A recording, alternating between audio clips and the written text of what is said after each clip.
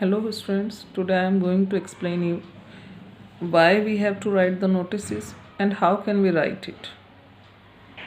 Here the notice you can see कि we have to write the notice. हमें notice लिखने की ज़रूरत कब पड़ती है? यदि कोई इवेंट होता है तो उसकी इन्फॉर्मेशन जब हमें लार्ज ग्रुप ऑफ पीपल बहुत सारे लोगों को एक साथ देनी होती है तो हम नोटिस लिख देते हैं। किसी से हमें कोई रिक्वेस्ट करनी है, किसी तरह की कोई अपील करनी है तो हम नोटिस लिखते हैं।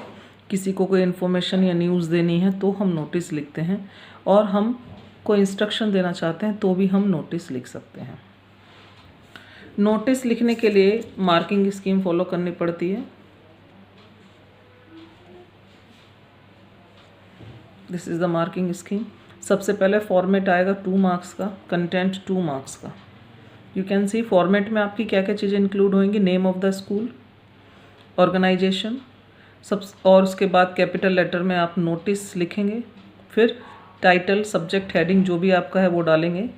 फिर टारगेट ग्रुप ज़रूर मेंशन करेंगे कि आप किस टारगेट ग्रुप को, किस क्लास को, किस सोसाइटी को, किन को आप ये नोटिस लिखकर इन्फॉर्म करना चाहते हैं। डेट, राइटर का नेम और उसका डेजिग्नेशन लिखेंगे। ये सब चीज़ें आपकी फॉर्मेट में ही इंक्लूड होंगी। उसके बाद आपका कंटेंट है और एक्सप्रेशन है वो 2 मार्क्स में जाएगा। जो बचा हुआ 1 मार्क्स है। यदि नोटिस में आपने 2 वर्ड्स या 2 वर्ड्स से ज़्यादा, लिमिट से ज़्यादा लिख दिया है तो आपका हाफ मार्क्स डिडक्ट होगा। लेकिन यदि आपने 3 वर्ड्स से ज़्यादा लिख दिया है तो आपका 1 मार्क्स डिडक्ट हो जाएगा। सो वर्ड लिमिट का भी ख्याल रखना है नोटिस लिखते हुए हमें।